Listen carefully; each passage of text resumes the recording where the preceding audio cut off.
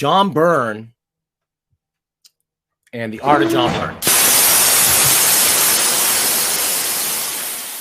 Great. So this was on Cartoonist Kayfabe this week.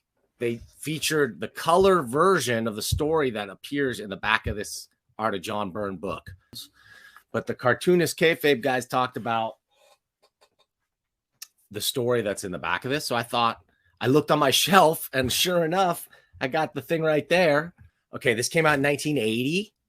The Art of John Byrne, or Out of My Head. Pretty grim image for the first image when you open the book, but I love it. Byrne, everybody knows John Byrne, right? Well, this is when he was pretty hot and fresh, about 5 years into his career. So we get some really cool perspectives from some of his co-creators. We get an interview with Byrne where he talks about so many cool things that he wanted to do, that he wants to do, some of which he did, others of which he didn't do. I want to just look through this book because it's a gorgeous thing, man. This is really like, it's like a fanzine of the time kind of come to life. As you can see, I paid more. It originally came out as $5.95 in 1980, which when you think about what a comic book cost in 1980, this would have been the equivalent of getting like 12 or more comics, right, at the comic shop. So let's start off with this foreword here by Roger Stern. Now this, when I think of John Byrne, I think of my three. Everybody thinks of Chris Claremont as a major Byrne collaborator, and Terry Austin as a major Byrne collaborator. But I really like his work with Roger Stern. The Byrne and Stern run on Captain America, and I think they did some Avengers stuff together. Really great stuff. The Stern Byrne stuff is great. We've got an intro by Stern. Then we've got an intro by Terry Austin, and then a really nice long interview with Byrne. Editor Sal Quartuccio. Book design and interview by Robert Keenan. And I would say the book design is great. It's really well done, especially for 1980. I mean, come on. This is, I'm guessing, yeah, this was pre-desktop publishing by a long shot. So like this was laid out the old-fashioned way, and it looks really beautiful. Great stuff by Austin, a really nice intro by Stern and Austin. And then in the back, there's a nice afterword by Claremont. I thought they ditched Claremont till I got to the very end, and they kind of saved the best for last. So in this interview, man, they really go through Byrne's like origins, how he came to work for Marvel, kind of how he came on board and how he quickly, like at first they didn't like him. They didn't think he was ready. And then he just so quickly rose to the top as a superstar. I guess he submitted a full Fantastic Four story, spec story that he wrote, that he did. And they held on to for a long time. It might never have been published. So in here, what's great is they talk a lot, like he's right in the middle of writing the X-Men, and he talks so much about his work on the X-Men and his passion, his work ethic in general. I love how he talks about how when he's not drawing, if it was not a terrible day at the office drawing his pages, like he's drawing when he's watching TV, he's drawing when he's eating dinner, he's drawing. John Byrne is a drawer. And what a drawer he is. He talks about his day, his work day too, about how he gets up at 8, he starts work by 9, he goes until noon, he takes a half-hour lunch, and then he works until 3. And in that time, he can do 3 finished pages or 5 pages of breakdowns. Just an amazing, and he does it day after day after day and keeps that rhythm. Talks a lot about characterizations, how he gloms onto certain characters, how like the Thing is the most important character of the Fantastic Four, and the stuff he tried to do to sort of change his character. Really interesting insights to Byrne as a writer as well as a co-creator in this. quite a bit about why he loves Wolverine so much, because he's Canadian and whatnot. And what's great is this interview takes place pre, spoiler alert, death of Jean Grey. And so he just talks about the upcoming trauma issue, that's coming, and then how the direction they're going to go into individual stories. And he hints that something's going to happen with Jean. Yeah, his Thing stuff is really amazing. Like, that's obviously, yeah, and he states it outright in here. That's his favorite character. Jeff says, sounds like he was working. Yeah, he was always working on 2 to 3 books during the 80s. He honestly felt like, yeah, he was capable of carrying 3 full books. But then what he goes on to say is, early on, this is the advice that he gives to new people, is that, like, if you're only drawing comics, then you're not learning to draw. And so he reached outside of the comic book world. He doesn't talk about specifically what it was, but he took on other drawing assignments and other things to build up chops. In his words, just in case comics go away. Like, he was worried about that in 1980. Okay. And so now here it is 42 years later. And the same advice holds up, but the same fear of comics are not going away, right? The fear was there then. It's there now. They're never going away. But, like, the industry will change. The jobs could dry up for comics. He also gets into what his favorite characters in general, Marvel, DC, and what he really wants to do. And he talks about Superman, but really Batman was his top. And if you see the stuff he's done with Batman, Superman, so great. He went on to go do that Batman, Superman Generations thing. That was pretty good. I own an original page, I think, from like the 2nd series or something. He drew a great Batman.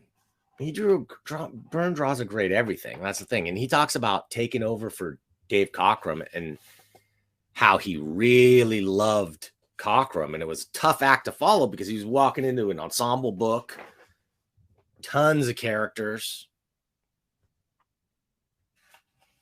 And how it was tricky. And then how, I guess, Cockrum had done it for 15 issues. And so he kept Dave Cockrum's heads in the corner box for 15 issues and then switched it over to Byrne heads in the corner box, sort of to say, like, now he felt like the book was his and he was taking it over. Okay, now we're into the sketchbook session. I'm giving the short shrift to this interview because there's so many parts where it was so fascinating. And the little hints and things he drops. Talks about being a huge Muppets fan and how he tried out for the Muppets comic strip. He talks about watching the Superman movie, the Donner Superman movie, like 10, 15 times in the theater, and how it was like seeing it the first time was like he literally likens it to like his first date. Little creepy, but like we understand that was a special movie for that time, and even to today, that's an amazing movie. And the fact that Byrne was so into it, and synthesized that into Man of Steel later, but like putting his own spin on it, so great. He talks about, oh man, I didn't know this, and this is I have never reached out to Byrne yet. I have a feeling he might not do interviews, but I want to.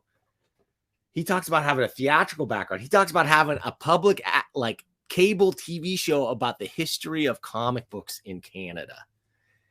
He's a huge Canada guy, obviously, but a huge Canadian comics guy.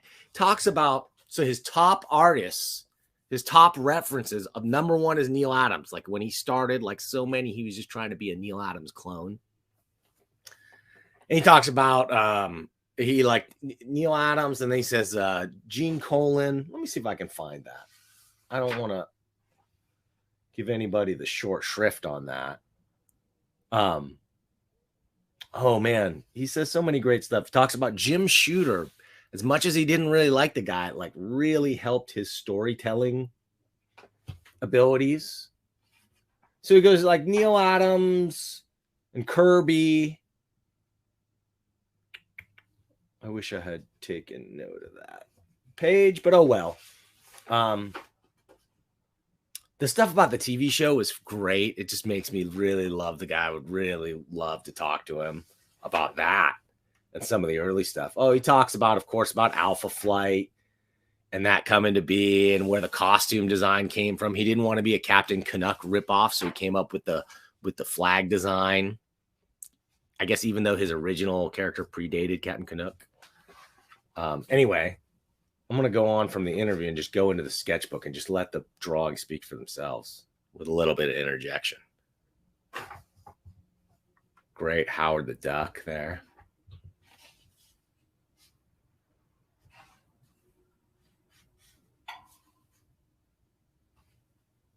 Some of these, I don't even know what the context for a lot of these are. What's great about Byrne is you can recognize his style immediately by his line quality. Like he's truly got a distinct style. Even though it references like his influence, he's so influenced by so many great artists. They talk about, Claremont talks about in the backup, at the end, talks about how in the beginning, everybody was like, oh, John Byrne drew like Japanese characters looking thing. Like, he only had two faces. He had one male and like one female face. And how he just commented how just Byrne just took that to heart and kept getting better. Every issue a little bit better. He'd start working on the male faces, then the female faces, till like he became what he is, which is somebody instantly recognizable, but who can draw anything. With a dynamism in line with Kirby and a photorealism influence style in line with Neil Adams, I think Byrne walks the line between those two types of styles of the best. I'll just go through this thing. Nice production values on this book too. Here's a full color. I think this is the centerfold. It must be, yeah, with an X-Men X-Men Avengers and FF team shot. That's a great picture. It's a great one with all his best known Marvel characters in one.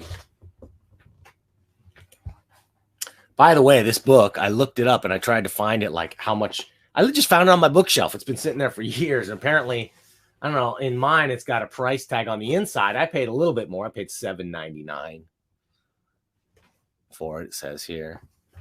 I looked it up now. The cheapest I could find was about $100, $105 or something. Okay, at the end of the sketchbook section, I get into the critical error section. This is the story that they showed in Cartoonist Kayfabe, but they showed the colorized version. It's really cool to see it in this black and white version as well. Oh, in here, Byrne talks about his favorite inkers. And I think he said his favorite is Sal Giordano. Like, not that he's necessarily the best inker, but the greatest inker, but just that it looked like the way his style looked in his head. Like he would have drawn it if he had inked it. But then, of course, he talked about what's his face?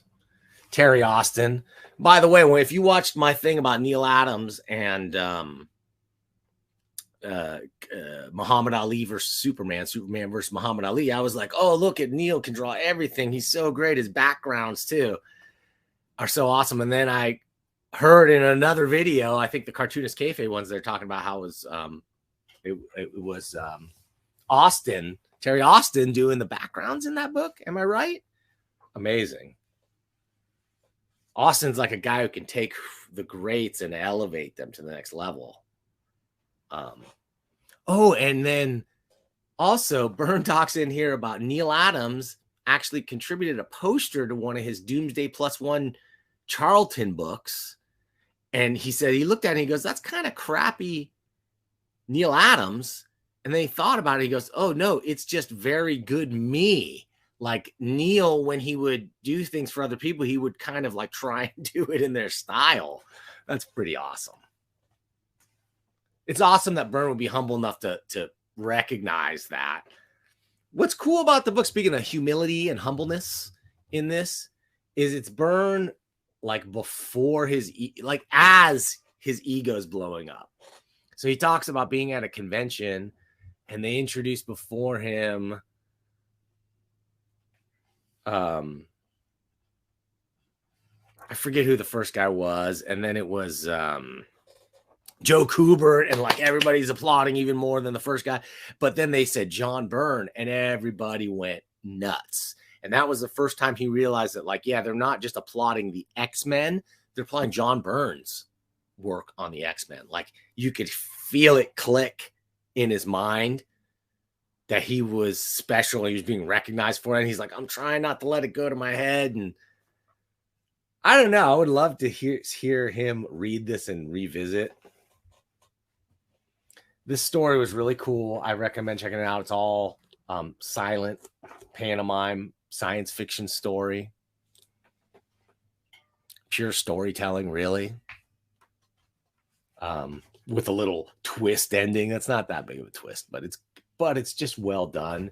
This in particular, I love this sequence where you sort of get his insight in what he's thinking. Without this, it would be hard to know what's in the guy's mind and why he's doing what he's doing in the rest of the story. And I think that this really sells it. Beautiful stuff with the twist ending. And then what do we get here? We get the John Byrne checklist by Roger Stern that goes through and chronologically goes through every John Byrne book and what he did, whether he did the breakdowns, inks, pencils, or wrote them. Really cool, very fanboyish, very this is very fanzine stuff. This is like a glorified fanzine, but I'll bet you they sold a lot of this thing. If they didn't, they deserve to. It's a really loving thing and a real snapshot into a time in comics, man. I cannot recommend looking for this enough. I would say go out and seek it out on the internet just to read the interviews and stuff. Who cares about if it's, sorry if you're against downloading stuff that you can't buy for a reasonable price. Sorry. But if you just want to like read it and put eyes on it and read the text, it is so worth it. Okay, and they talk about all the other stuff he's had his work published in. They talk about the history of Charlton Bullseye, which I didn't realize was almost like a fanzine published, a Charlton fanzine published by Charlton.